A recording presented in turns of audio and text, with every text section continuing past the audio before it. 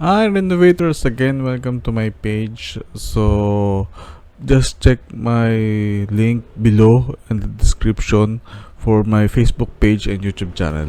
So hi guys, so ngayon ang gagawin natin is magkakaroon ako ng mga series of episodes ng renovation materials para sa mga guidelines nyo kung ano yung mga dapat na magandang gamitin pag magpaparenovate kayo. Let's go!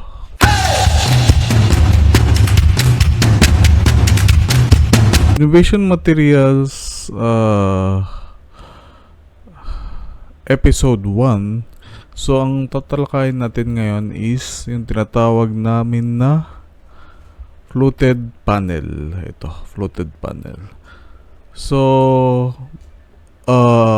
magpapakita ako ng mga fluted panels na ginawa namin para ma-visualize nyo rin at kahit papano is magamit nyo pag magpaparenovate kayo.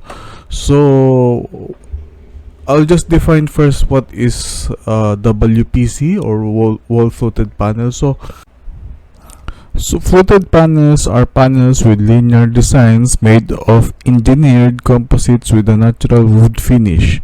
This gives them the appearance and texture of natural wood while also being water resistant and termite and mold repellent. So itong WPC, ang pinaka material composition nito is plastic. So ang pinaka pros nitong wall fluted panels is unang-una aesthetic design. Maganda yung aesthetic design nito, lalo na pag nakita nyo yung mga nakakabit na sa walls. Then of course this is also a water resistant, so hindi na kayo mamumblema kung nabasa ito. Pangatlo is yung mold repellent. Yung mold repellent, ibig sabihin hindi siya inaamag sa Tagalog, kumbaga. Kasi some of the materials, like especially pag stone or tiles, sometimes nagkaka-mold yan eh.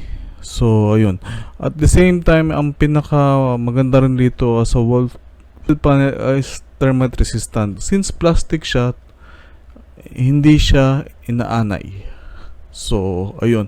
Ang cons lang nito, itong wall fluted panels is medyo mahirap siyang linisin. Kasi since meron siyang mga nasa gitna. So, kailangan paglilinisin mo siya medyo thoroughly. Kasi sometimes pag inaalikabok na pupunta yan sa gitna. So, mostly, especially pag nasa condo ka at i-renovate mo ang condo mo at wall fluted panel na gamitin mo, mag-hire ka na lang siguro ng cleaners. So, renovators, thank you. Bye.